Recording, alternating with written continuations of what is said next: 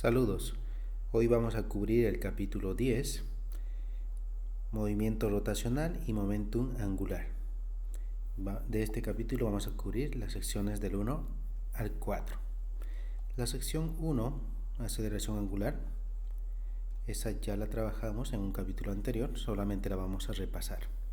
La sección 2, cinemática rotacional, también ya la estudiamos. Así que básicamente en este capítulo vamos a aprender temas nuevos correspondientes a las secciones 3 y 4. Muy bien, entonces como les dije, la sección 1 ya la trabajamos. Nosotros ya habíamos definido la velocidad angular como el cambio en la posición angular sobre el tiempo. Y también habíamos visto que la velocidad tangencial, esta velocidad tangencial, está relacionada con la velocidad angular a través del radio.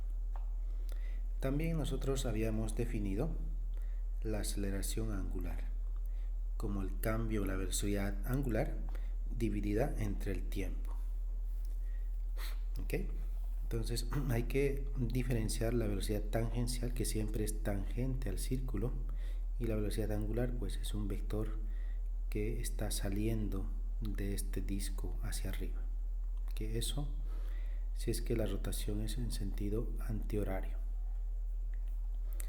Muy bien, entonces tenemos aquí un ejercicio para ustedes, ¿sí? Aquí nos van a hablar de una aceleración tangencial que es muy similar a la velocidad tangencial, están en la misma dirección. Así que si hay una aceleración tangencial, eso implica que la magnitud de la velocidad tangencial va a incrementar, ¿no? Pero esto lo resuelven ustedes en casa con tranquilidad. Muy bien. Entonces, en esta otra figura podemos observar la velocidad tangencial, una aceleración tangencial y una aceleración centrípeta. ¿Qué es lo que ocasiona la aceleración tangencial en la velocidad tangencial? Como les acabo de mencionar, implica que la magnitud de la velocidad va a incrementar o decrementar dependiendo, ¿no? En cambio, la aceleración centrípeta lo que hace es cambia la dirección de la velocidad sin cambiarle su magnitud. Por eso es que el objeto que se esté moviendo en esta trayectoria circular se puede estar moviendo con una velocidad tangencial constante, pero siempre cambiando la dirección para mantenerse en ese círculo. Ese es el efecto que produce la aceleración centrípeta. La aceleración tangencial incrementa la magnitud de la velocidad sin cambiarle su dirección. ¿Estamos? También habíamos definido una relación entre la aceleración tangencial y la aceleración angular y estaban relacionados a través de R. ¿Okay? Pueden revisarlo en el capítulo anterior y van a darse cuenta de esta ecuación. Tenemos otro ejercicio, también es para ustedes, está bastante sencillo, lo resuelven con calma en casa. Bien, entonces, resumiendo, nosotros habíamos visto la relación entre velocidad tangencial y velocidad angular a través de R, lo mismo para la aceleración a través de R, y vimos la relación de SOR, ¿no? Esto es un desplazamiento tangencial a lo largo del arco del círculo que está relacionado con el desplazamiento angular a través de R, ¿no? Aquí están resumidas nuestras ecuaciones. También nosotros vimos en los primeros capítulos la cinemática lineal, ¿no? Aquí tenemos las ecuaciones 1, 2 y 3 que ustedes se las saben de memoria, y también en el capítulo relacionado a rotaciones habíamos definido ecuaciones análogas para la velocidad angular, para el desplazamiento angular y para la velocidad angular, ¿no? Esta es la ecuación 1, 2, 3, similar a las que ya las habíamos estudiado, pero estas ecuaciones, como habíamos mencionado, se han diseñado para aceleraciones constantes. Bien, entonces pues seguimos repasando, vamos a utilizar nuestras ecuaciones para resolver algunos ejercicios. Bien, Entonces tenemos un carrete que contiene un hilo de pescar, ¿sí? Esta es una caña de pescar. Entonces tenemos un pescador, dice que logra coger un pez, y este pez, al ser enganchado, obviamente huye, y al huir el hilo de pescar del carrete empieza a soltarse, ¿no? Y en consecuencia, al el hilo ir soltándose, pues consecuentemente el carrete también va a girar. ¿Okay? Nos están indicando en el ejercicio que este carrete tiene un radio promedio de 4.5 centímetros. ¿Okay? Entonces el pez, al tirar del hilo, se produce una aceleración en el carrete, una aceleración angular de 110 radianes por segundo al cuadrado durante 2 segundos. Les explico nuevamente. Tiramos el anzuelo, el pez coge el anzuelo, al sentirse enganchado, obviamente el pez huye, ¿no? Al huir el pez, tira del hilo, consecuentemente el carrete empieza a rotar con una aceleración de 110 radianes durante 2 segundos. Entonces la pregunta A dice: ¿cuál es la velocidad angular final del riel? Es decir, a los 2 segundos, ¿cuál es la velocidad angular? La pregunta B nos pide calcular la rapidez de la línea del hilo, la velocidad del hilo a los 2 segundos, la velocidad tangencial. Pregunta C: ¿cuántas revoluciones hizo el carrete? En esos 2 segundos, ¿cuántas revoluciones hizo el carrete? Y finalmente, ¿qué longitud de hilo se soltó del carrete? Es decir, ¿qué longitud jaló el pez el hilo, ¿no? Muy bien, pues entonces vamos a empezar con la pregunta A, calculando la velocidad angular final a los 2 segundos, suponiendo que hay una aceleración de 110 radianes por segundo al cuadrado y que el radio del carrete es 4.5 centímetros. Escribimos la ecuación número 1 de cinemática rotacional, que nos dice que la velocidad angular final es igual a la velocidad angular inicial más la aceleración angular por el tiempo. Muy bien, en el enunciado nos dijeron que el carrete parte del reposo, así que esta velocidad angular inicial pues es 0. Entonces es muy sencillo calcular la velocidad angular final, sabiendo que su aceleración es de 110 radianes por segundo por el tiempo, que son 2 segundos, y eso nos da 220.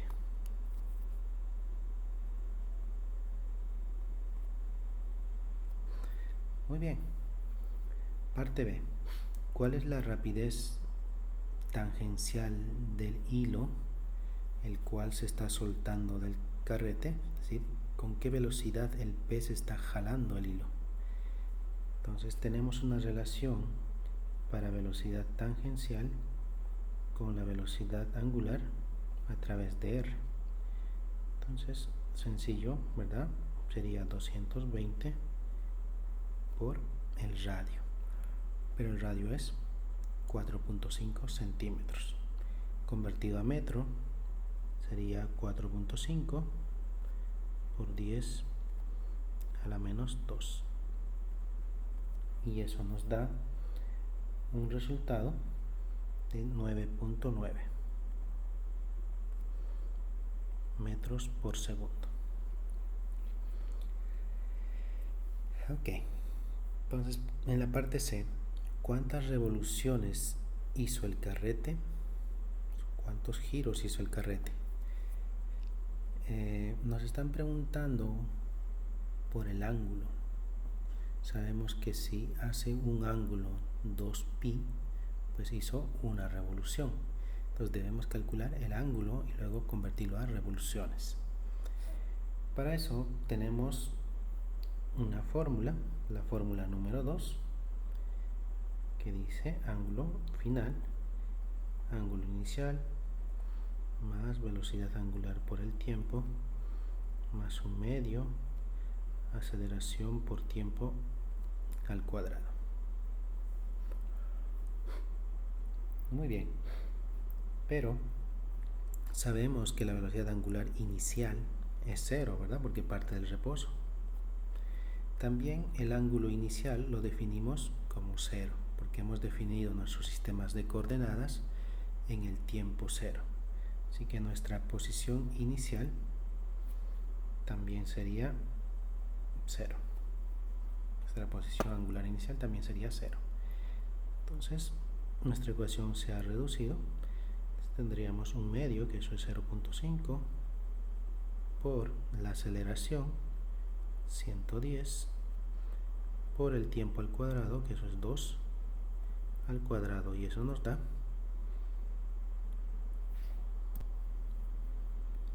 220 radianes. Así que el carrete ha girado un ángulo de 220 radianes, pero lo queremos en revoluciones. Así que vamos a convertir este ángulo a revoluciones. 220 radianes. No queremos radianes y queremos revoluciones, ¿no? Una revolución es equivalente a 2pi radianes. Y con eso tenemos 35 revoluciones. Bien, pasamos entonces a la parte B. ¿Qué longitud de cable, qué longitud de hilo se sacó del carrete? Es decir, qué longitud o qué distancia el pez se ha desplazado desde que empieza a escapar. Nos están preguntando por la longitud de arco. ¿Qué longitud de arco ha recorrido el carrete en esas 35 revoluciones? Y para eso tenemos la fórmula de SOR.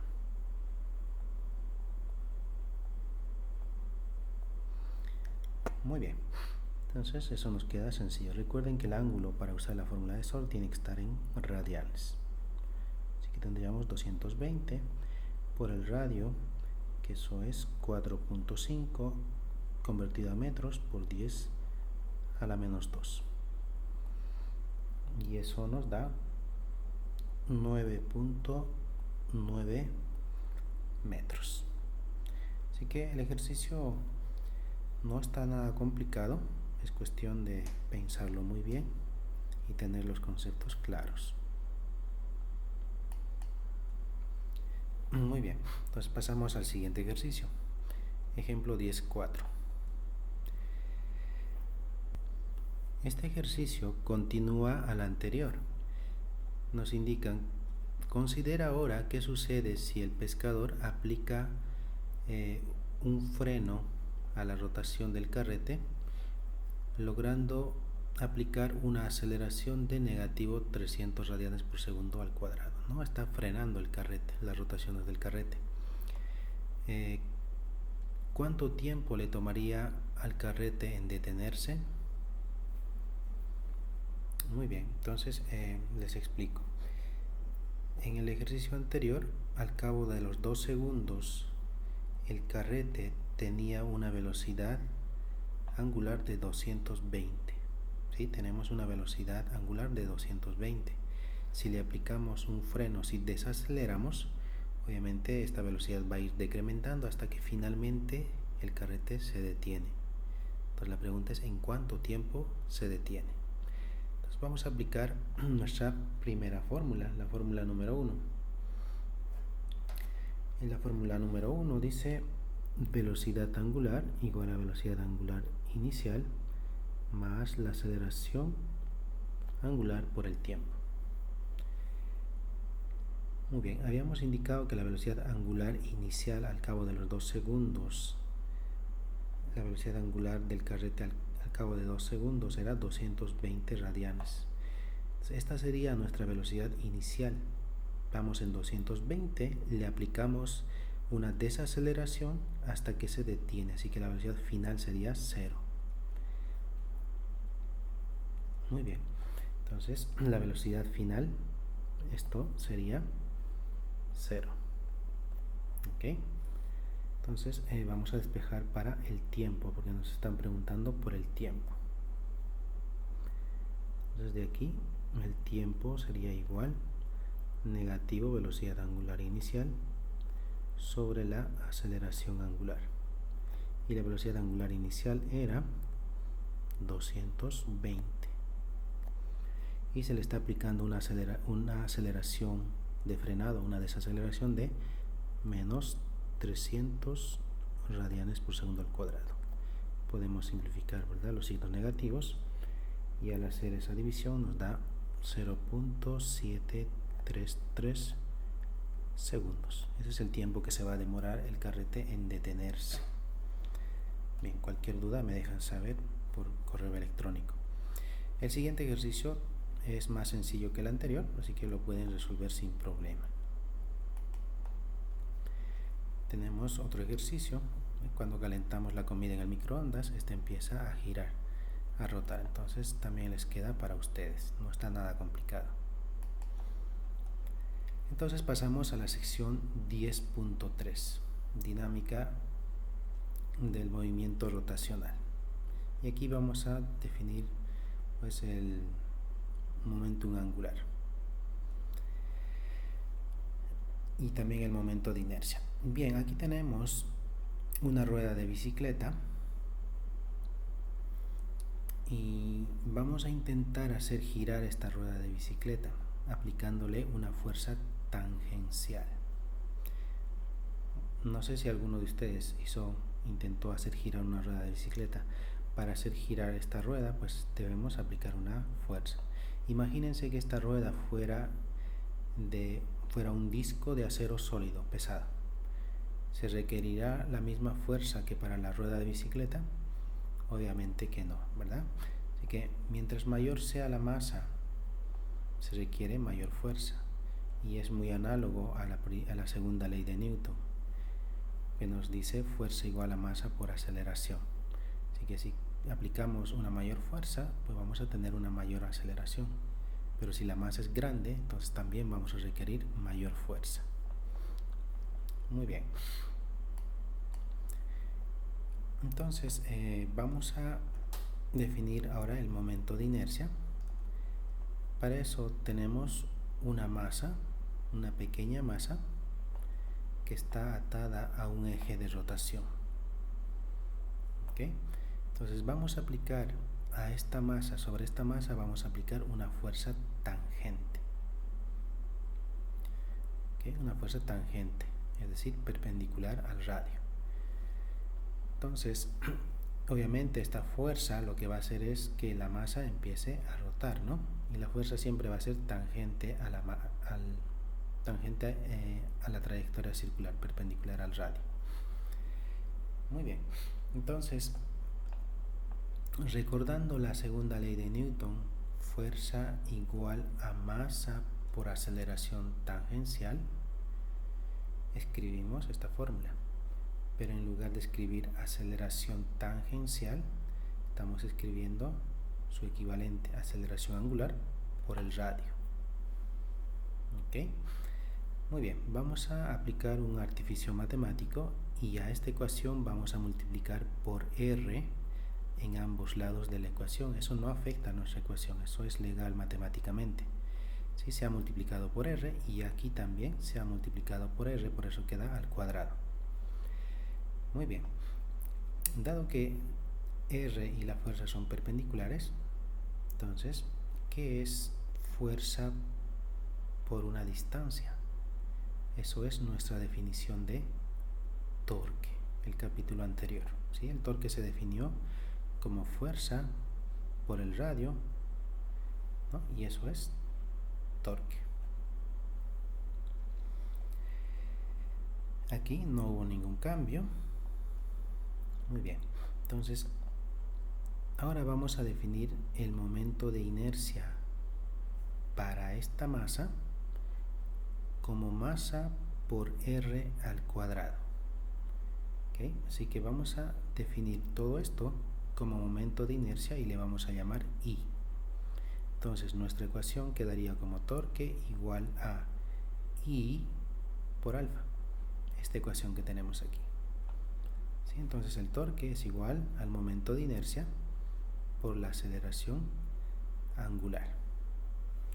Esta ecuación de torque es muy similar o muy análoga a la fórmula de fuerza, la segunda ley de Newton, donde toda fuerza aplicada sobre una masa debe producir una aceleración tangencial, ¿no?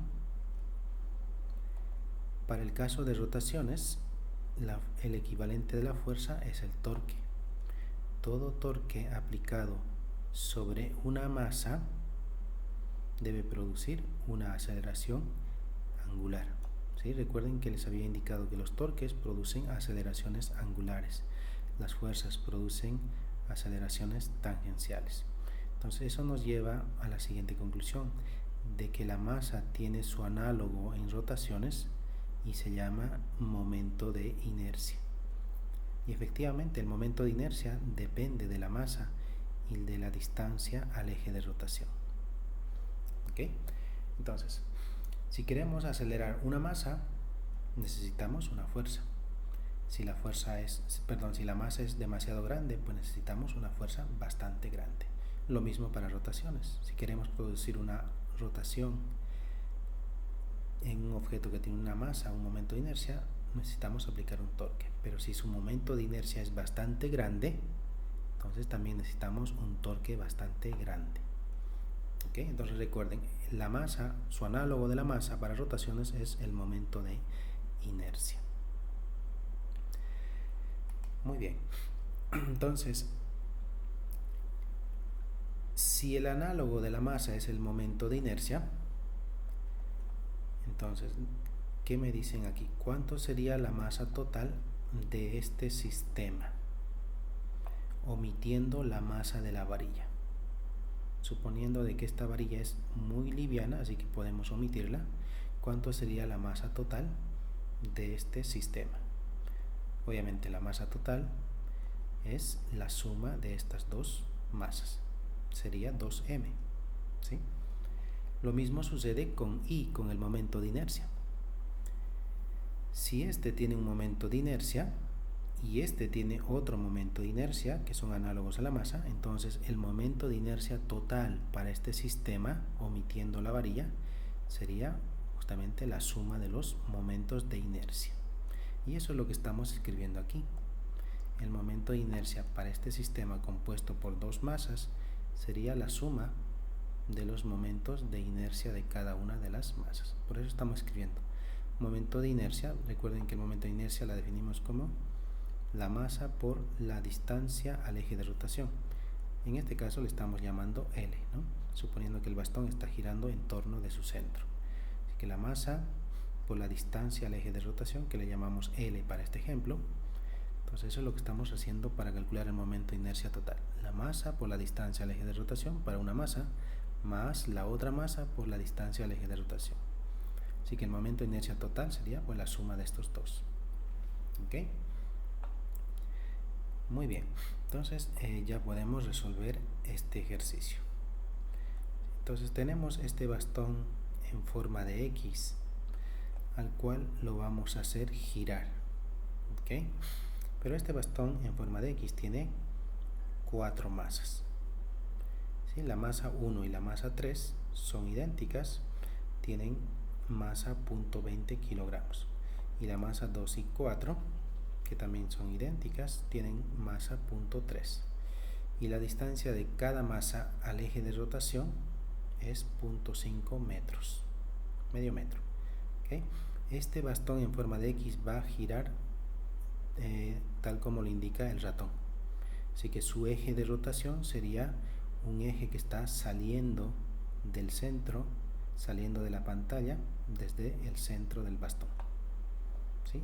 No sé si puedan imaginar eso. Aquí hay un eje de rotación que está saliendo de la pantalla hacia ustedes. Entonces esto está girando en esta dirección. Bueno, de acuerdo a esta flecha estaría girando en esta otra dirección. ¿Ok? Muy bien. Entonces nos están pidiendo determinar, encuentre el momento de inercia del bastón de mando sobre un eje perpendicular a la página y que pasa a través del punto donde las barras se cruzan. Pues nos están pidiendo entonces el momento de inercia, el I total de este bastón debido a un eje de rotación que sale de esta intersección hacia ustedes. ¿Ok? Entonces, pues fácil, vamos a aplicar la ecuación esta que nos dice que el momento de inercia total es la suma de los momentos de inercia de cada una de las masas. Entonces, escribimos momento de inercia debe ser igual a la sumatoria de los momentos de inercia para cada una de las masas. Muy bien, entonces vamos a escribir para la masa 1. Así que sería la masa de la esfera 1, 0.20, ¿verdad? Por la distancia al eje de rotación. La distancia de la masa al eje de rotación vale 0.5. Más. Vamos con la esfera 2. Momento de inercia de la esfera 2 sería la masa por la distancia al eje de rotación. La masa es 0.3.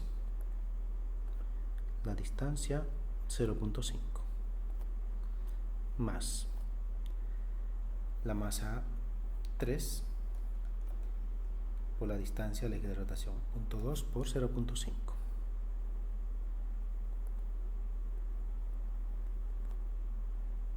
Finalmente la masa 4, 0.3 por 0.5. Y eso nos da un momento de inercia de 0.25. Las unidades son kilogramos, perdón, aquí se me quedó el cuadrado,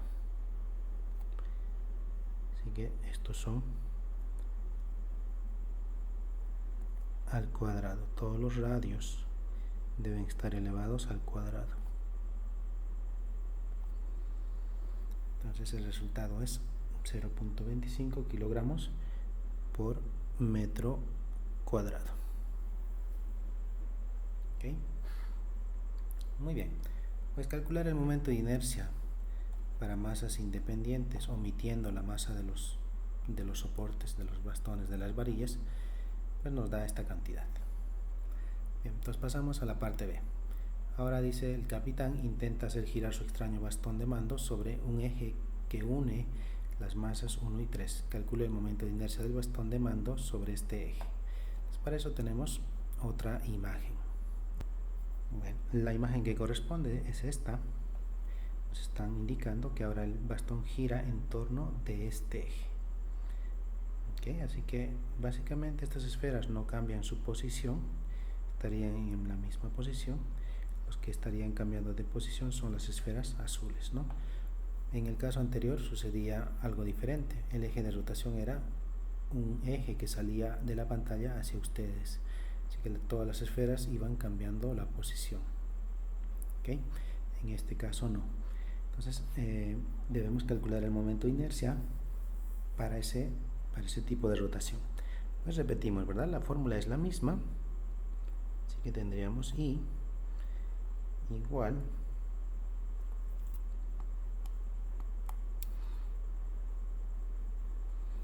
a la sumatoria de las masas por las distancias al eje de rotación al cuadrado. Muy bien, entonces empezamos con la masa 1. Otra vez la masa 1 es 0.2 por la distancia al eje de rotación. Esta es la masa 1 su distancia al eje de rotación. ¿Cuánto es la distancia al eje de rotación?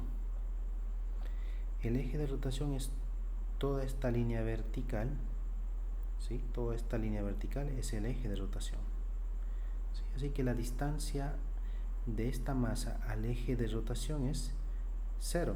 No hay distancia al eje de rotación. No vayan a pensar que el eje de rotación está en esta intersección. No, el eje de rotación es toda esta línea vertical y está pasando justamente por la masa 1 y por la masa 3. Así que la distancia de la masa al eje es 0. Más la masa 2, ese es 0.3 por la distancia al eje de rotación.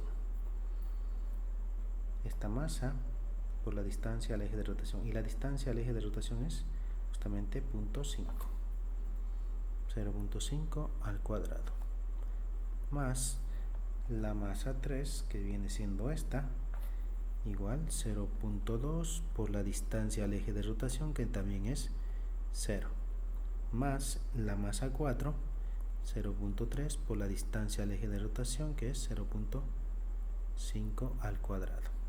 ¿Okay? Estos ceros también deberían estar al cuadrado, pero no hace diferencia porque nos va a dar 0. Así que el momento de inercia para este caso nuevo nos da 0.15. 0.15.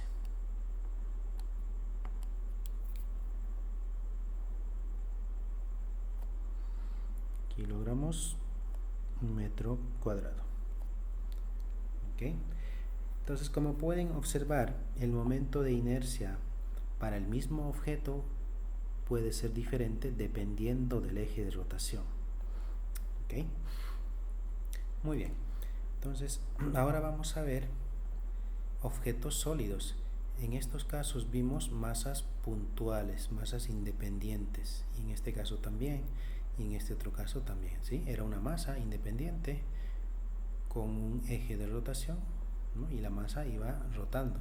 Lo mismo aquí, pero eran masas independientes, masas puntuales. Ahora tenemos el caso de un sólido. En este caso esto representa un anillo, ¿sí? O un cilindro hueco. Muy bien, entonces para poder calcular el momento de inercia de este sólido, lo que vamos a hacer es dividir este anillo en pequeñas masas, ¿no? Y tenemos una pequeña masa, seguido hay una masa 2, una masa 3, y así sucesivamente. Este anillo estaría compuesto por muchas masas. Entonces lo que debemos hacer es, para calcular el momento de inercia total, pues calcular el momento de inercia para la masa 1, más la masa 2, más la masa 3, es decir, aplicamos la fórmula que estábamos usando, ¿sí? Aquí tenemos la masa 1 por el radio, por la distancia de la masa al eje de rotación. Lo mismo para la masa 2 por la distancia al eje de rotación. La masa por la distancia al eje de rotación. Bueno, los ejes de rotación, las distancias al eje de rotación para estas tres masas es la misma, ¿sí? Este R1, este R2 y R3 vale lo mismo, es el radio del anillo. ¿Okay? Y así sucesivamente debemos de sumar todos los momentos de inercia para cada una de esas masas. Eso es lo que estamos escribiendo en esta primera línea. Bien, dado que los radios son iguales para todas las masas y ese radio vale R, entonces como son iguales para todos, pues podemos factorizarlos, ¿no? Y factorizándolo tenemos aquí el radio al cuadrado, y lo que nos queda de estos términos pues son sumamente la suma de las masas, ¿no? ¿Y qué nos va a dar la suma de estas masas, de estas pequeñas masas? Pues nos va a dar la masa total, y la estamos llamando M mayúscula. ¿Okay? Entonces nuestro momento de inercia para este anillo sería la masa total por el radio al cuadrado. ¿Okay? Bueno, en este caso resultó sencillo calcular el momento de inercia para un anillo, pero hay sólidos un tanto más complejos, como por ejemplo una esfera. Ya calcular el momento de inercia no resulta tan sencillo, tenemos que hacer uso del cálculo integrales. Bueno, no vamos a meternos en el cálculo, simplemente les voy a dar unas fórmulas para diferentes objetos sólidos, ¿no? El que acabamos de calcular es este anillo o un cilindro hueco, y el momento de inercia era I igual a mr cuadrado. Si es un cilindro sólido, ya el momento de inercia es 1 medio masa m cuadrado. Para una varilla cuyo eje de rotación pasa por su centro, tendríamos esta fórmula para su momento de inercia. Para la misma varilla, pero con un eje de rotación en su extremo, tenemos una fórmula diferente. Y así, de forma similar, para una esfera hueca y para una esfera sólida. Claro, tenemos más fórmulas para diferentes objetos sólidos. Por ejemplo, para un plano. Bueno, nosotros nos vamos a enfocar básicamente en estos 6 objetos sólidos. Muy bien. Entonces ya podemos resolver este ejercicio conceptual. El ejercicio indica que tenemos dos objetos sólidos, dos objetos rígidos. ¿Sí? Ambos tienen la misma masa, tienen el mismo radio y tienen la misma rapidez o velocidad angular. ¿Estamos? Misma masa, mismo radio y misma rapidez angular. Dice, se aplica un torque de frenado a cada uno de los objetos y nos preguntan cuál de ellos se demora más en detenerse. Bien, para resolver esto necesitamos pensar en términos de masa.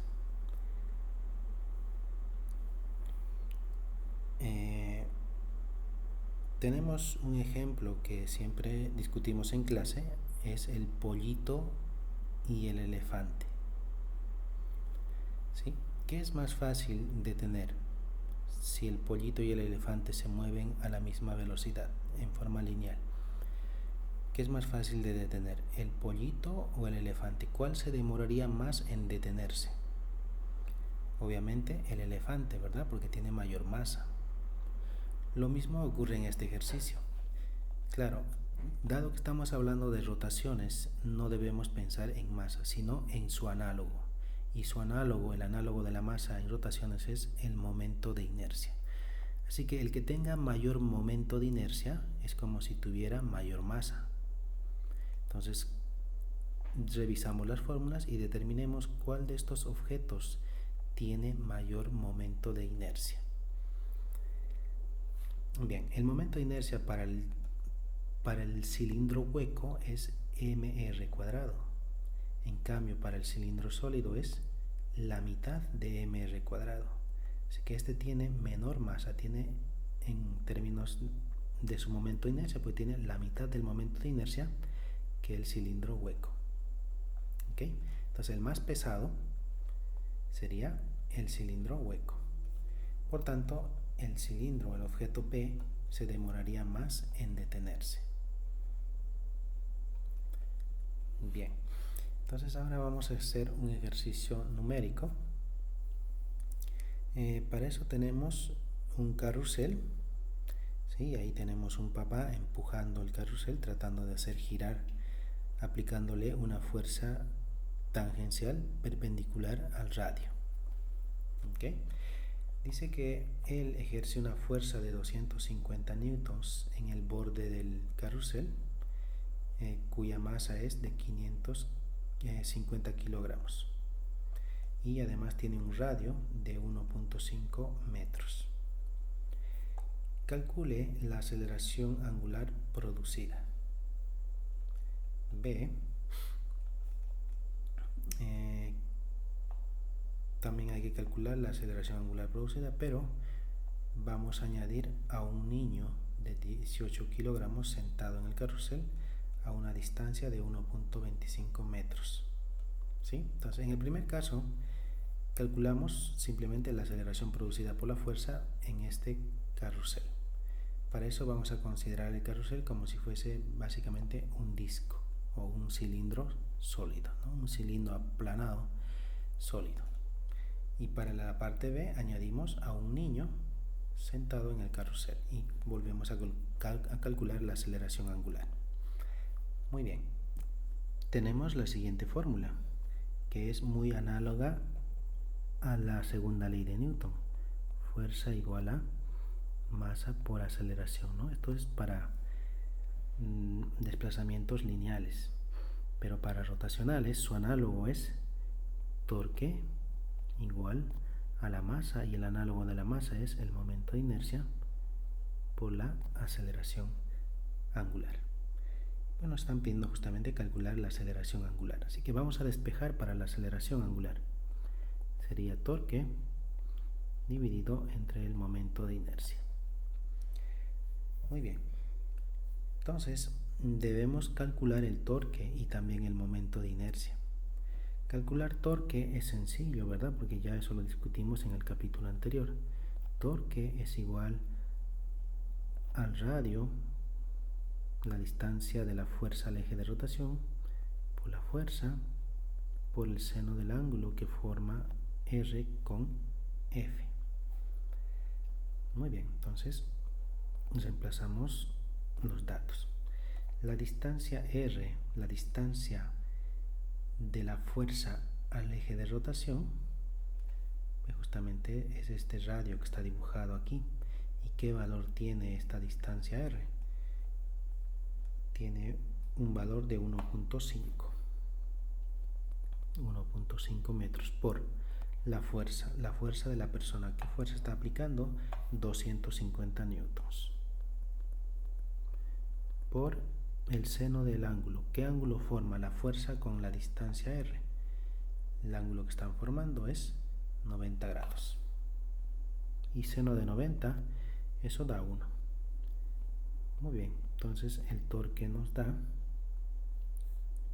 375 newtons por metro. Ok, pues ya tenemos entonces calculado el torque. Ahora vamos a calcular el momento de inercia. El ejercicio en la última parte nos dice: considere el carrusel como si fuese un disco uniforme y omita cualquier tipo de fricción. Así que no tenemos fricción, vamos a considerar este carrusel como si fuera un disco sólido. ¿Y cuál es el momento de inercia para un disco sólido o un cilindro sólido? Pues 1/2 mr cuadrado. Ok, entonces tenemos 1/2 la masa del disco por el radio al cuadrado. 1/2, eso es 0.5 por la masa. ¿Cuánto es la masa del carrusel? 50 kilogramos. Por su radio. El radio de ese disco es 1.5 metros al cuadrado. Así que esto da como resultado 56.25 kilogramos metro cuadrado. Ok, muy bien, entonces ya tenemos el momento de inercia, también tenemos el torque, así que podemos reemplazar en nuestra ecuación de aceleración angular. Entonces aceleración angular sería el torque 375 dividido entre la aceleración, entre el momento de inercia 56.25, y eso nos da 6.67 radianes por segundo al cuadrado. Perfecto. Muy bien, entonces para la parte B también tenemos que calcular la aceleración angular, pero ahora tenemos un niño sentado. Así que aquí vamos a dibujar a un niño, ¿verdad? Que está sentado.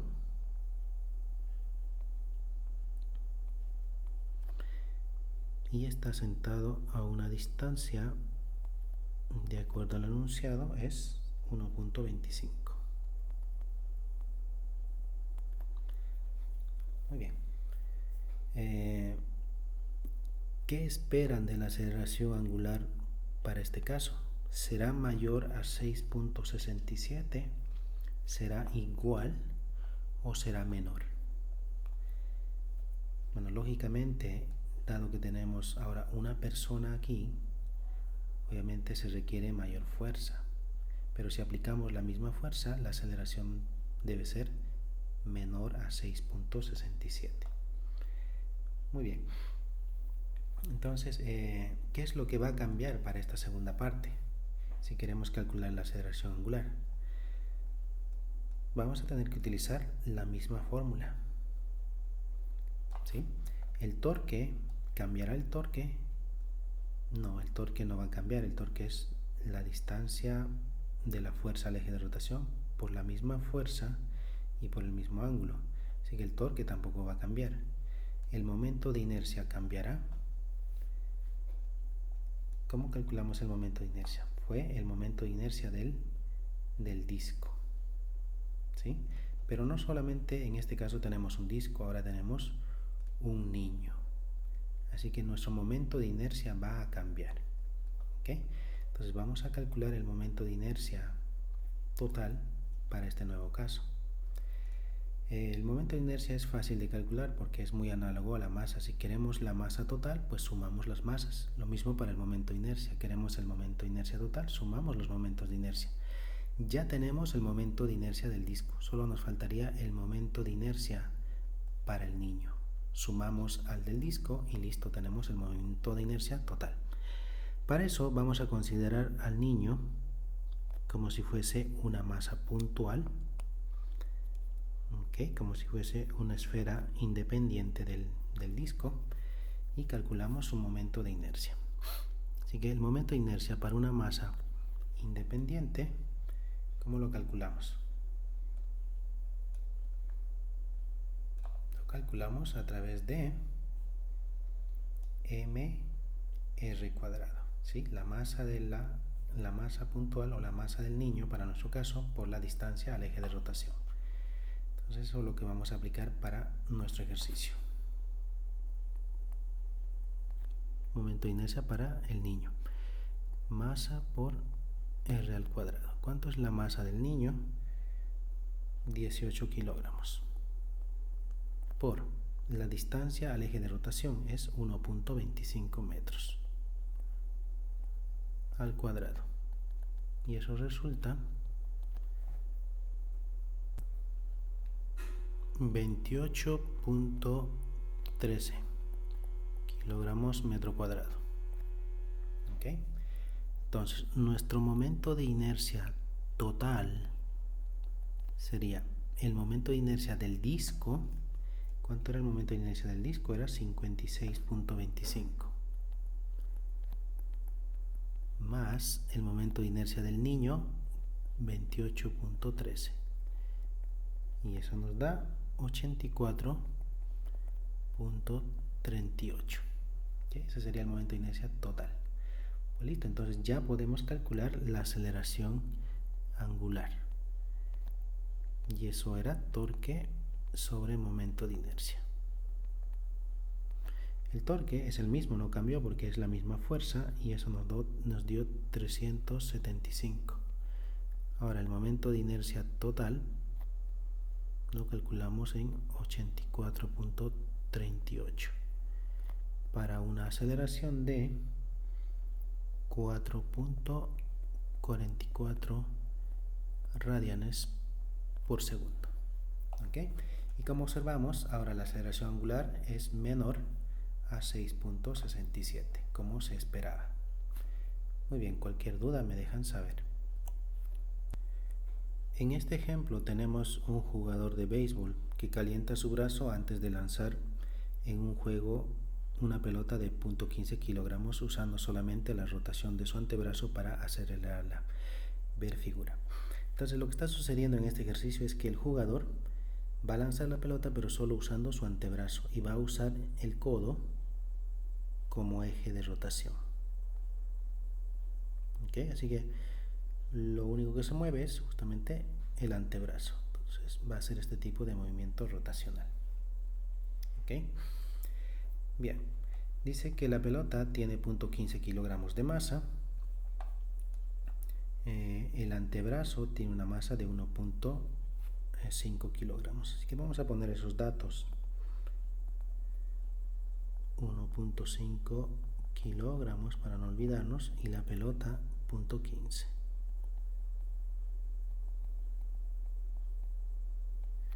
Ok, y además nos dice que la longitud del antebrazo es 0.35 metros. Bueno, ahí ya está indicado, ¿no? 0.35 metros.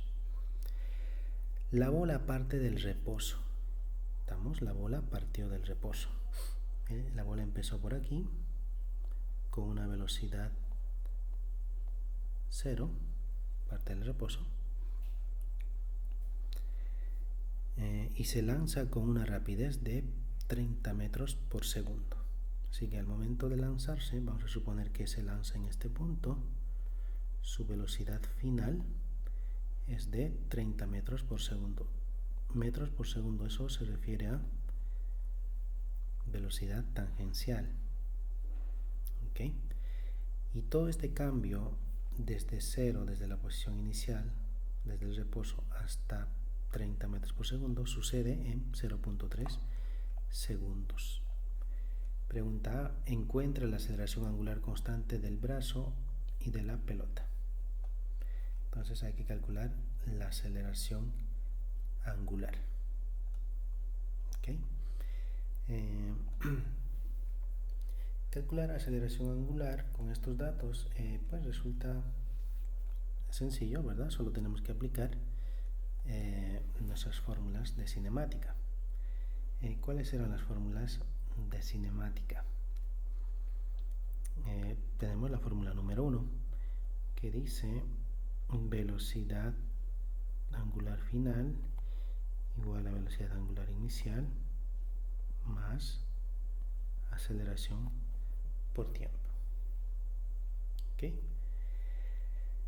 Entonces, lo que vamos a hacer es, dado que nos están pidiendo aceleración angular, vamos a cambiar nuestras velocidades tangenciales, la vamos a cambiar a velocidad angular. ¿Sí? ¿A través de qué relación? Muy fácil, ¿no? Velocidad es igual a la velocidad angular multiplicada por el radio. Utilizando esa fórmula, vamos a cambiar. Entonces, ¿cuánto sería la velocidad angular aquí al inicio? Obviamente, la velocidad angular va a ser 0. ¿Cuánto es la velocidad angular final en este punto? Pues fácil, ¿no? De aquí tenemos que despejar para velocidad angular y eso sería la velocidad tangencial sobre R. ¿Cuánto es la tangencial? 30. Dividido entre R. ¿Cuánto es la distancia? El radio es 0.35. Muy bien. Y ya con eso podemos calcular la velocidad angular final. Y esto resulta en 85.71. ¿Ok? Esa sería la velocidad angular final. Así que la vamos a escribir aquí. 85.71. Muy bien. Pues entonces, de esta ecuación, despejamos para la aceleración angular.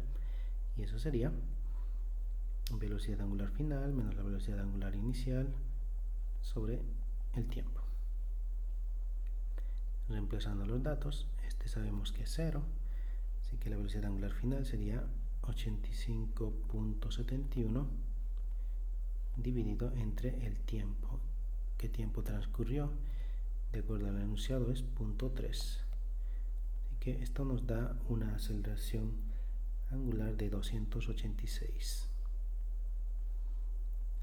radianes por segundo al cuadrado. ¿Ok? Entonces ya tenemos la aceleración angular del brazo y de la pelota. Parte B. Calcula el momento de inercia del sistema que consiste en el antebrazo y la bola. Entonces quieren el momento de inercia total.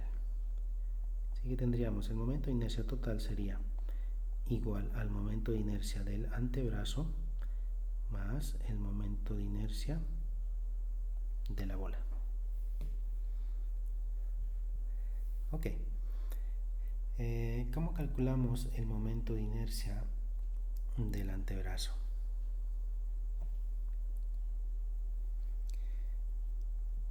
Podemos considerar el antebrazo como si fuese una varilla. Y eso se asemeja a cuál de estos dos casos. El caso sería justamente este, ¿no? Porque aquí tenemos el eje de rotación en el extremo de la varilla. Y eso es 1/3 ml cuadrado. Entonces tendríamos 1/3 ml cuadrado más momento de inercia de la bola. La bola es un objeto independiente, como si fuese una masa puntual que está a una distancia del eje de rotación. Y la fórmula para esto era mr cuadrado. Listo, ya con eso podemos calcular el momento de inercia total.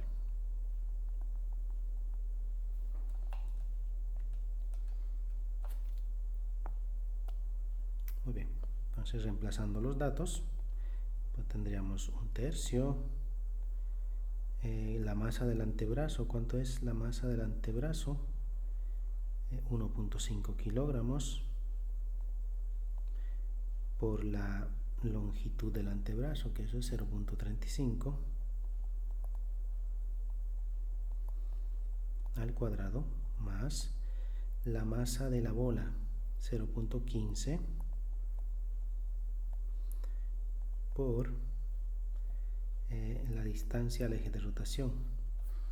La distancia de la bola al eje de rotación también es 0.35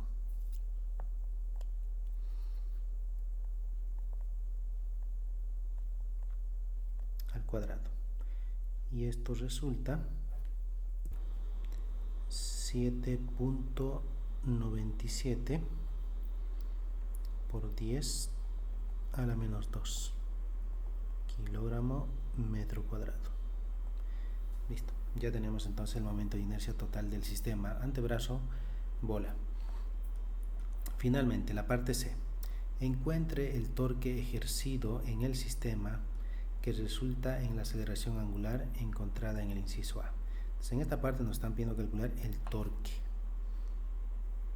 Muy bien, el torque. ¿Qué definiciones tenemos para el torque? El torque era análogo a la fuerza, ¿sí? Entonces, si la fuerza es masa por aceleración, el torque sería la masa, que es el momento de inercia, por la aceleración angular, ¿no? Esa es la fórmula para el torque. Ya tenemos el momento de inercia, sí, lo calculamos. Tenemos la aceleración angular, también se calculó, así que es cuestión de reemplazar. 7.97 por 10 a la menos 2 multiplicado por la aceleración angular, 286, y eso nos produce un torque de 22.8 newtons por metro. ¿Ok? Entonces, pues listo, ya con eso tenemos el ejercicio resuelto. Ahora pasamos a la sección 10.4, la última sección, energía cinética rotacional. Ok, para eso vamos a empezar a recordar el concepto de lo que era el trabajo neto. Muy bien, aquí tenemos un disco de acero pesado. Entonces queremos producir una rotación en este disco. Pues para eso necesitamos aplicar una fuerza, en este caso tangente al disco, es decir, perpendicular al radio, y vamos a aplicar esta fuerza tangente a través de esta longitud de arco. ¿Okay? Es decir, vamos a hacer trabajo, vamos a desplazar angularmente este disco, vamos a desplazar una longitud de arco. Entonces aplicamos nuestra definición de trabajo. Trabajo igual a fuerza por el desplazamiento. En este caso el desplazamiento es la longitud de arco. ¿Okay? Hemos aplicado una fuerza, este punto lo hemos desplazado hasta este otro punto, así que tenemos un desplazamiento delta de longitud de arco. Muy bien, vamos a multiplicar a esta ecuación en el numerador y en el denominador por R. Matemáticamente es legal. Bien, ¿qué es radio? ¿Verdad? Este radio, la distancia de la fuerza al eje de rotación por la fuerza. ¿Qué nos da esto? Fuerza por radio. Pues eso nos da torque. Eso nos da torque. ¿Y qué nos da delta de S sobre radio? Ahí tenemos que recordar la fórmula de SOR.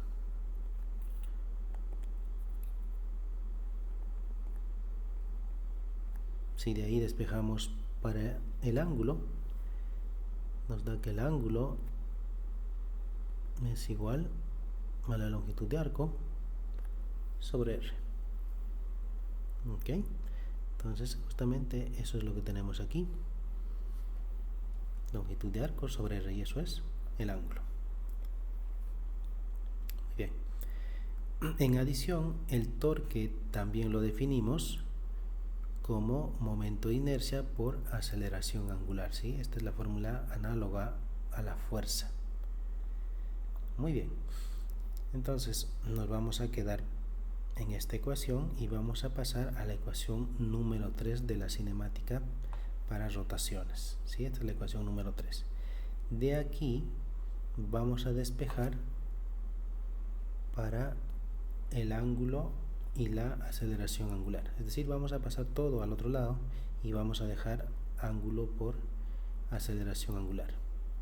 Entonces eso significa que debemos pasar esto primero, ¿sí? Y vamos a tener la velocidad angular al cuadrado menos la velocidad angular inicial al cuadrado, y luego pasamos el 2. Al pasar el 2 que está multiplicando, él va a pasar a dividir.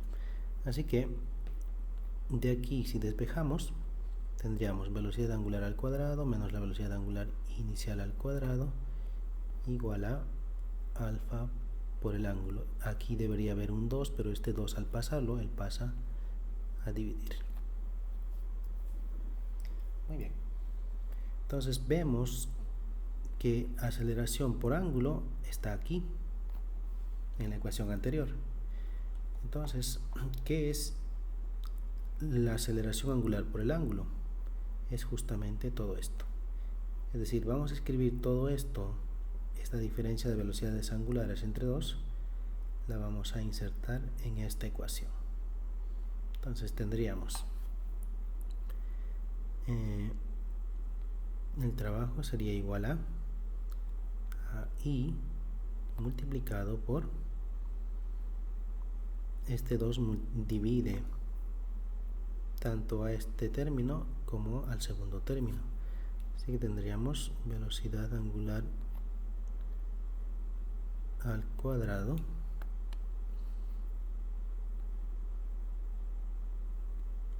sobre 2 menos velocidad angular inicial al cuadrado también sobre 2. Entonces ahora multiplicamos esta I a cada uno de los términos y lo que resulta es esta ecuación. Multiplicando I a este término, pues nos da esto, I velocidad angular al cuadrado por un medio, ¿no? Porque está dividido entre 2. Lo mismo para este segundo término y resulta esto. A estos términos se conoce como energía cinética rotacional y su definición es un medio masa velocidad angular al cuadrado, ¿sí? Recuerden que esto es análogo a la masa.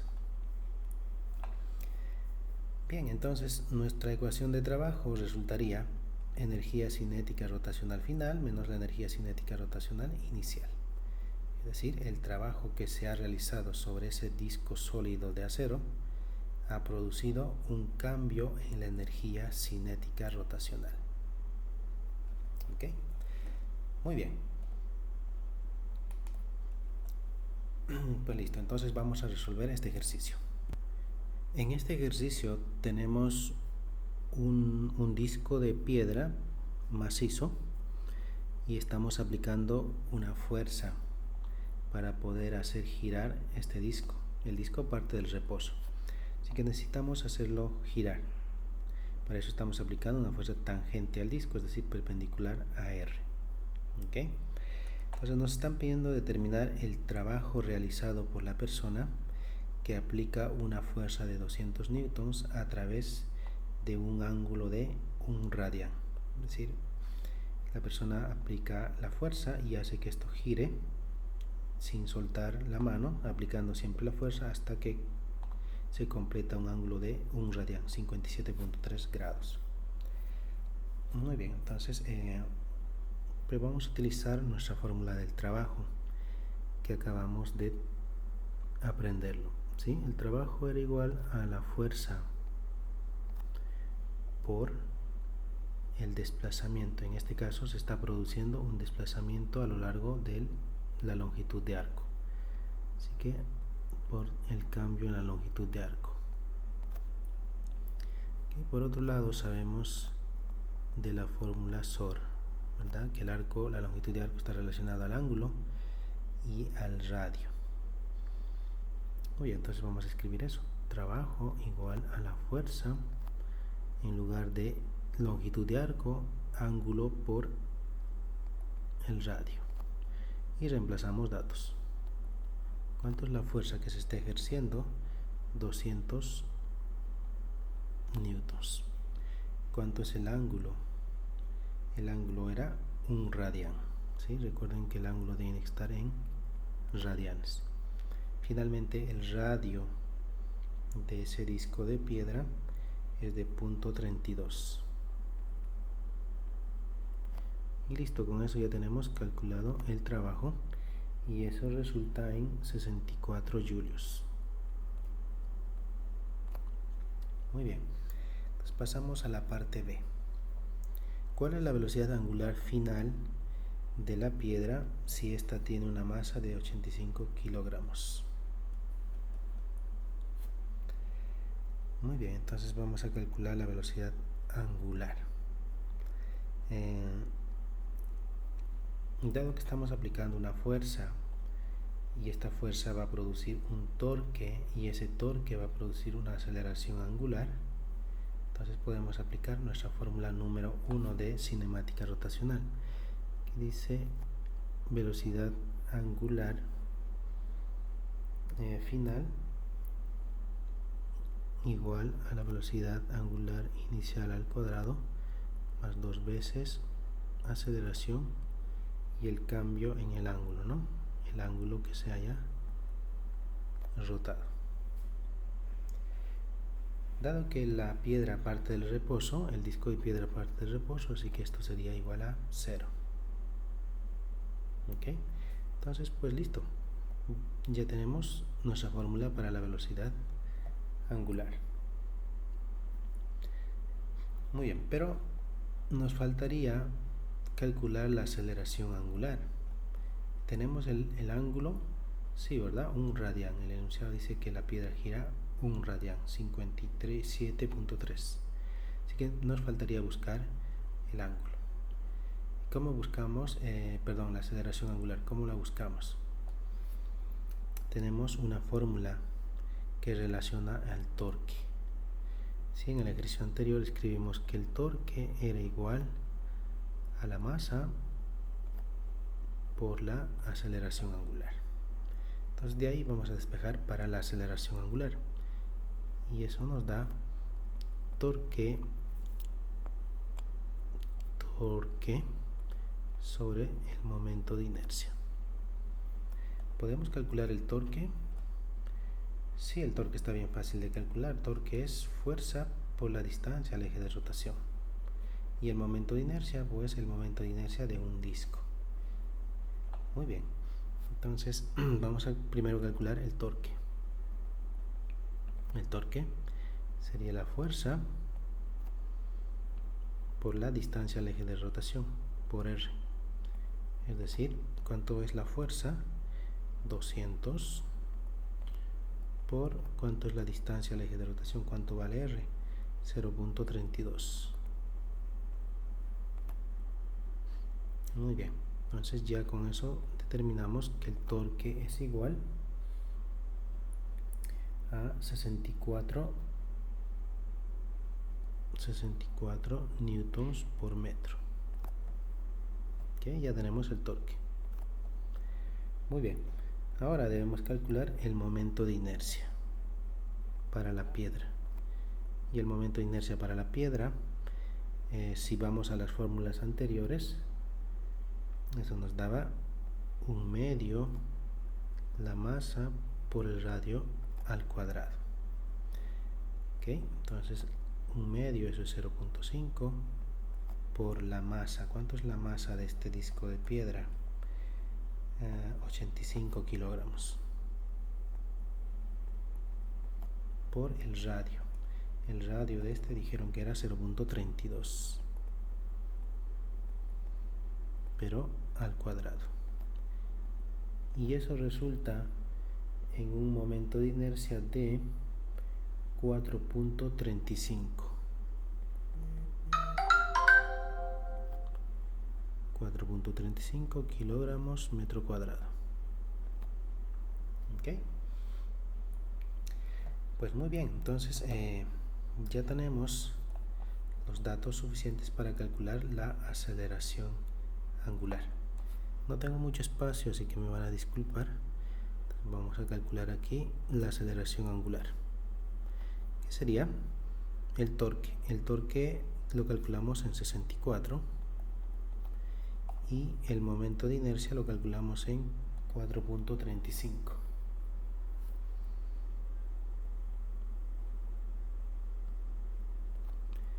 Entonces eso resulta en una aceleración de 14.7 radianes por segundo al cuadrado. Muy bien, entonces si ya tenemos la aceleración angular, entonces podemos calcular la velocidad angular. Entonces vamos a utilizar esta ecuación para calcular la velocidad angular final, que eso es lo que nos están pidiendo en la parte B. ¿Cuál es la velocidad angular final del disco de piedra? Entonces aquí voy a despejar para velocidad angular. Entonces voy a escribir por aquí abajo, velocidad angular sería igual a 2 veces alfa, el ángulo, y todo eso, ¿verdad?, en raíz cuadrada. Muy bien, entonces raíz cuadrada de 2 veces la aceleración angular, 14.7, la que acabamos de calcular, por el ángulo, que es 1 radián. Y eso nos da una velocidad angular final de 5.42 radianes por segundo. Muy bien. Pasamos a la parte C. ¿Cuál es la energía cinética rotacional final? Debemos de calcular la energía cinética rotacional final. Bien, entonces en el punto inicial, dado que este parte del reposo, como parte del reposo, su energía cinética rotacional inicial pues es 0, porque recuerden que la energía cinética rotacional la habíamos definido como 1/2 la masa por la velocidad angular al cuadrado. Cuando digo masa me refiero a su análogo a la masa, que es el momento de inercia. Muy bien, entonces reemplazamos datos. Bueno, estaba explicándoles que si la velocidad angular inicial es 0, entonces su energía cinética rotacional también debe ser 0, porque no está rotando, estaba en reposo. Nos están pidiendo la energía cinética rotacional final, así que debemos que tener la velocidad angular final. El momento de inercia pues es el mismo, y con eso podemos calcular, ¿no? Entonces sería 0.5, eso es el 1/2, por el momento de inercia. ¿Cuánto nos dio el momento de inercia? 4.35 por la velocidad angular final. Esa la acabamos de calcular, 5.42.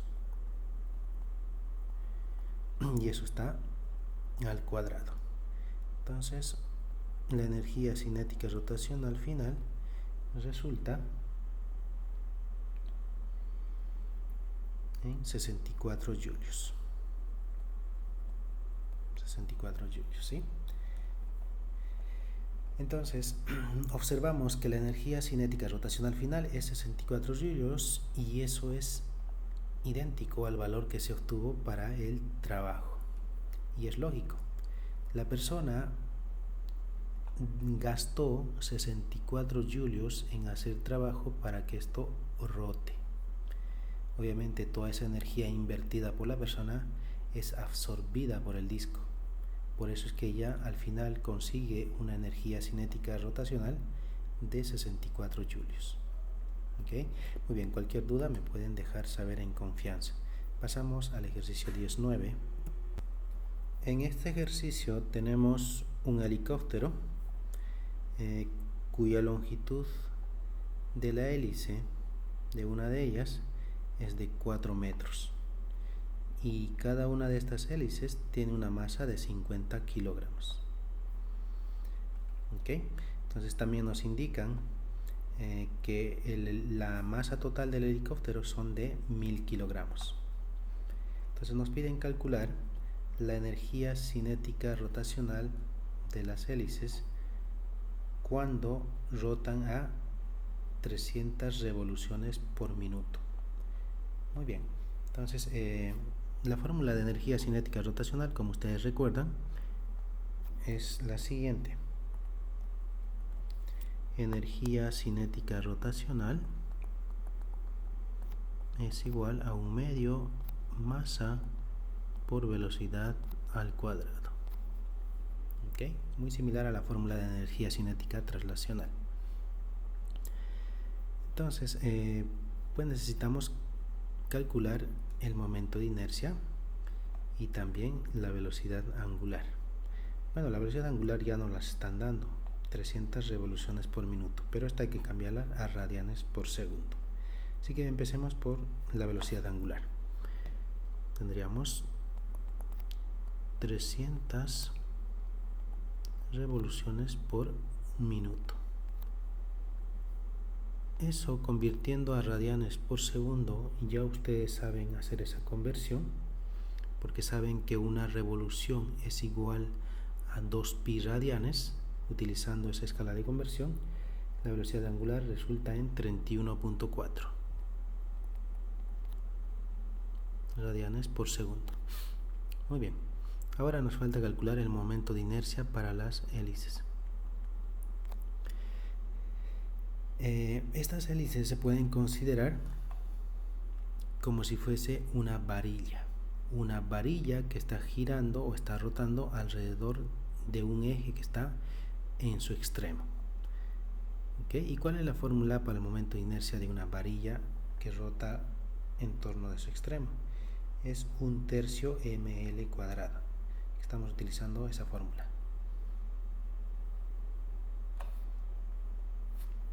Entonces sería 1/3 ml cuadrado. Eso es para una hélice, pero ahí tenemos 4, así que habría que sumar, ¿verdad? Una más la otra, más la otra, más la otra, y esa suma pues es justamente 4 veces el momento de inercia para una de ellas. Ahora es cuestión solamente de reemplazar datos. 4 por 1/3 por la masa de cada una de ellas, 50 kilogramos. ¿Sí? Estamos calculando el momento de inercia de una de las hélices. No vayan a confundir con los 1000 kilogramos, que esta es la masa total del helicóptero, es 50, y la longitud es 4 metros por 4 al cuadrado. Y esto resulta en un momento de inercia de 1067 kilogramos por metro cuadrado. Muy bien, pues listo. Entonces ahora ya podemos calcular la energía cinética rotacional. Sí, utilizando la primera fórmula, 1/2 momento de inercia, velocidad angular al cuadrado. Así Aquí tendríamos 0.5 por el momento de inercia, 1067 por la velocidad angular, 31.4 al cuadrado. Y eso resulta en 5.26 por 10 a la 5 julios. Esa cantidad de energía tenemos en la hélice. Muy bien, entonces pasamos a la parte B. Calcula la energía cinética traslacional si el helicóptero vuela a 20 metros por segundo. Entonces la energía cinética traslacional, ustedes recuerdan que su fórmula es muy análoga a la que acabamos de utilizar, un medio masa velocidad al cuadrado. Aquí sí, la masa es la masa total del helicóptero. Entonces tendríamos la masa del helicóptero, dice que es 1000 kilogramos por la velocidad traslacional, que es 20 al cuadrado. Y eso resulta en 2 por 10 a la 5.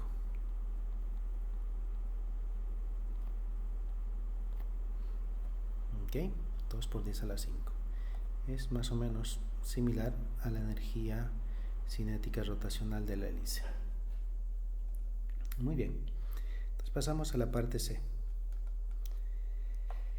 ¿Qué altura podría el helicóptero elevarse si toda la energía cinética rotacional se invierte en energía potencial gravitacional para levantarlo, ¿no? Entonces vamos a invertir toda la energía cinética rotacional, la vamos a invertir en energía potencial gravitacional. Entonces la fórmula para la energía potencial gravitacional, eso es la masa por la gravedad por la altura. Nos están preguntando justamente por la altura. ¿Qué altura se podría elevar al helicóptero si utilizamos toda la energía cinética rotacional? Pues nada, despejamos para h, pasamos mg al otro lado, así que tendríamos h igual a la energía cinética rotacional dividida entre masa por gravedad. Y la energía cinética rotacional la acabamos de calcular, 5.26 por 10 a la 5, dividida entre la masa del helicóptero, que eso es 1000 por 9.8, la aceleración de la gravedad. Y con eso calculamos una altura de 53.7 metros. Muy bien. Entonces, ahora ya podemos hablar de lo que es la conservación de energía. Ustedes recuerdan cuando hablamos de conservación, si el sistema es conservativo, entonces la energía mecánica total inicial del sistema debe ser igual a la energía mecánica total final del sistema. ¿Okay? Si esto es para sistemas conservativos. Si no es conservativo, si hay presencia de fricción, resistencia del aire o resistencia del agua, pues entonces debemos incluir el término de trabajo no conservativo, ¿no? Y tendríamos esta fórmula que es mucho más general que esta. ¿Okay? Pero si no hay ningún tipo de fricción, ningún tipo de fuerza no conservativa, entonces estamos hablando de un sistema conservativo, donde la energía mecánica total inicial debe ser igual a la energía mecánica total final. ¿Y qué incluyen estas energías mecánicas? Habíamos dicho que incluía la energía cinética traslacional, la potencial gravitacional, la energía potencial elástica y ahora la que acabamos de descubrir, la energía cinética rotacional, ¿no? Pues todas estas son iniciales y todas estas son las finales. Y obviamente la fórmula para cada una de ellas tenemos aquí. ¿Okay? Entonces, ahora vamos a ver algunos ejercicios que tienen que ver con la conservación de la energía, incluyendo nuestra nueva forma de energía rotacional. ¿Okay? Entonces, veamos algunos ejemplos. Las sugerencias para resolver los ejercicios son, primero, elegir dos puntos de interés. Como por ejemplo, este podría ser el punto inicial, aquí el punto final, ¿sí? Entonces la energía inicial debe ser igual a la energía final. ¿Okay? Definimos dos puntos de interés. Luego debemos identificar los tipos de fuerza que tenemos, si hay fuerzas conservativas, no conservativas, y en base a eso pues debemos aplicar nuestras fórmulas de energías, ¿no? Esta es para fuerzas conservativas y esta es para fuerzas no conservativas, cuando hay presencia de fuerzas no conservativas.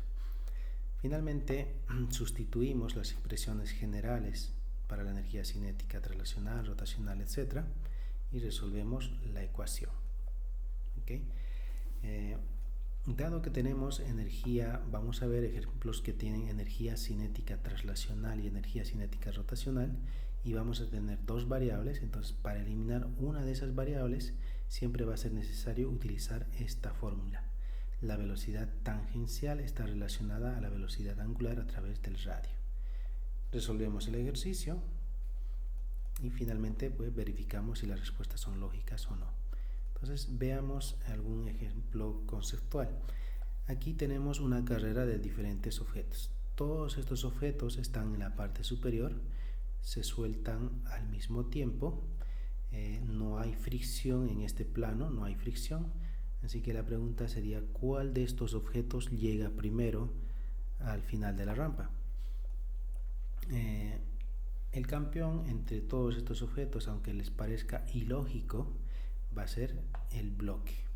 El bloque va a ser el primero en llegar a la parte inferior, seguido por la esfera, seguido por el cilindro sólido, seguido por la lata y finalmente de última llega el anillo, el aro. ¿Por qué? El bloque se desliza. ¿Okay? El bloque se desliza, no hay fricción. El bloque se desliza, no rota. Por tanto, la energía potencial gravitacional que tenía aquí al principio se convierte en energía cinética traslacional para el bloque. ¿Qué pasa con la esfera? Igual, la esfera también tiene energía potencial gravitacional aquí arriba, pero a medida que va rodando sin deslizarse, los objetos redondos pues van a rodar. El bloque se desliza, este no rueda, no gira. Entonces la esfera va a ir rodando. Entonces su energía potencial gravitacional se va a transformar en energía traslacional, porque se está trasladando, y además se tiene que invertir parte de esa energía potencial, se tiene que invertir en hacer rotar la esfera. Lo mismo sucede para el cilindro. Hay que invertir energía potencial en trasladar y también en hacer rotar. Así que por esa razón el bloque que no necesita rotar pues convierte toda su energía potencial, la convierte simplemente en energía cinética traslacional. Por eso es el campeón. Las posiciones de estos objetos se definen en base al momento de inercia.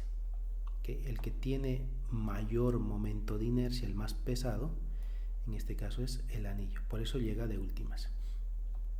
Muy bien, entonces veamos ahora un ejemplo numérico para verificar cómo se utiliza la conservación de energía.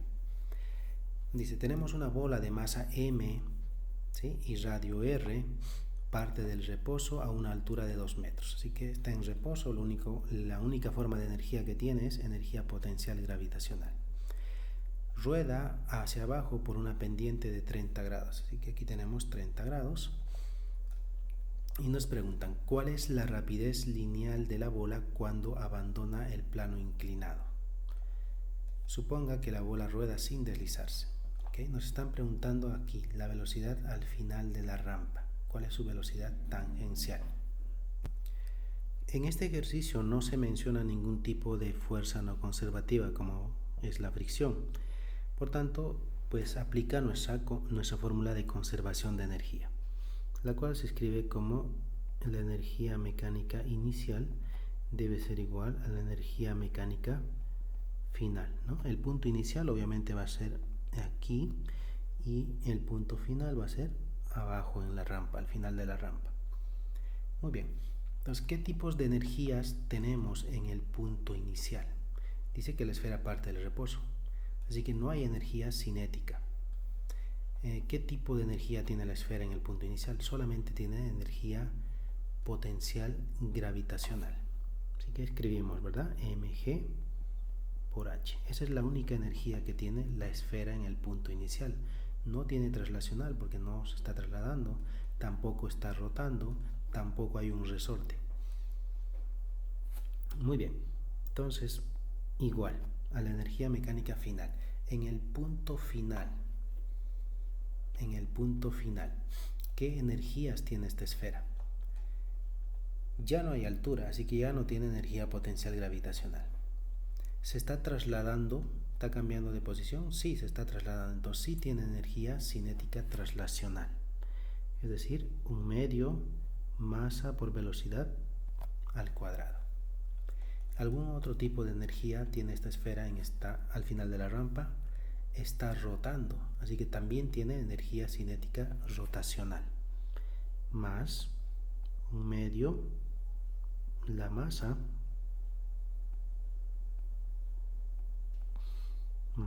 por velocidad angular al cuadrado. ¿Ok? ¿Tiene energía potencial gravitacional? No, no hay altura. ¿Tiene energía elástica? No hay ningún resorte. Así que nuestra fórmula se resume en esto, ¿no? Para este ejercicio. Muy bien. Entonces, dado que tenemos dos variables, una velocidad tangencial y velocidad angular, podemos eliminar una de ellas a través de la relación que se mostró en las sugerencias. Y es que la velocidad tangencial está relacionada a la velocidad angular a través de r. Así que vamos a despejar aquí, vamos a despejar para velocidad angular, y esto resulta velocidad angular igual a velocidad tangencial sobre r. ¿Okay? Así que en lugar de escribir velocidad angular, vamos a poder escribir velocidad tangencial. Así que aquí aparecería velocidad tangencial, aquí también velocidad tangencial, y quedaría en una sola variable. Muy bien. Vamos a seguir escribiendo aquí masa por la gravedad por la altura, un medio, la masa, velocidad al cuadrado, más un medio, momento de inercia para una esfera. El momento de inercia para una esfera sólida, si revisamos nuestra tabla de ecuaciones, el momento de inercia para la esfera es 2/5 mr cuadrado. Así que aquí tendríamos 2/5 mr al cuadrado. Ese es el I, el momento de inercia para una esfera, multiplicado por la velocidad angular al cuadrado. Pero ya no voy a escribir velocidad angular al cuadrado, voy a escribir velocidad tangencial sobre r. Entonces tendría velocidad sobre r, pero eso está elevado al cuadrado. ¿Ok? Muy bien. ¿Qué puedo simplificar? Obviamente podemos simplificar las masas. Todos los términos tienen masa. Por esa razón es que en el ejercicio no nos dan un valor para la masa de la esfera, porque se puede simplificar. Muy bien. ¿Qué más podemos simplificar? También tenemos 2 y 2, y también tenemos r al cuadrado en el denominador, y aquí tenemos r al cuadrado en el numerador. Así que también se puede simplificar r. Finalmente, nuestra ecuación se reduce a g por h, un medio, velocidad al cuadrado, más, aquí lo que nos queda es 1/5 velocidad al cuadrado. Muy bien. Entonces, bueno, hay que sumar estas dos fracciones. Para poder sumarlas vamos a hacer fracciones con denominador igual, así que por 5, y aquí también multiplicarlo por 5, y aquí por 2, y aquí también por 2. Listo, ya son fracciones cuyos denominadores son iguales. Entonces nos quedaría g por h igual, tendríamos 7 sobre 10 velocidad al cuadrado. Muy bien, entonces despejamos para la velocidad al cuadrado, y eso nos da 10 por g por h sobre 7.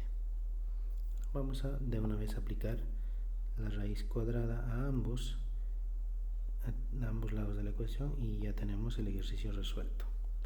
Entonces 10 por 9.8 por la altura, ¿cuánto es la altura? Son 2 metros, sobre 7.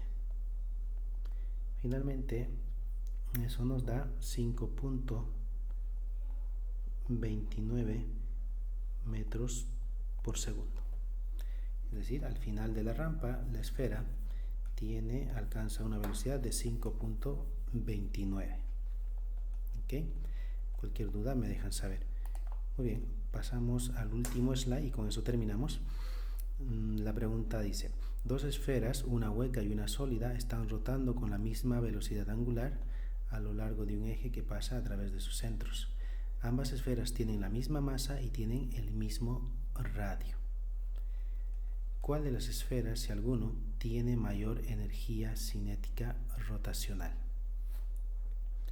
Muy bien, ambas esferas tienen la misma masa y tienen el mismo radio y tienen también la misma velocidad angular.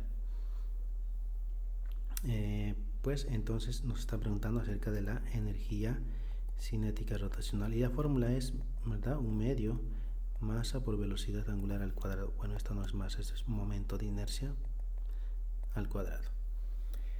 Dado que ambos tienen la misma velocidad angular, ¿sí?, porque aquí nos mencionan, entonces dependería cuál de ellas tiene mayor momento de inercia. Entonces, ¿cuál tiene mayor momento de inercia? ¿La esfera hueca o la esfera sólida? La esfera hueca es la que tiene mayor momento de inercia si revisamos nuestra tabla de fórmulas. Muy bien, con eso ya terminamos el capítulo. Cualquier cosa me dejan saber.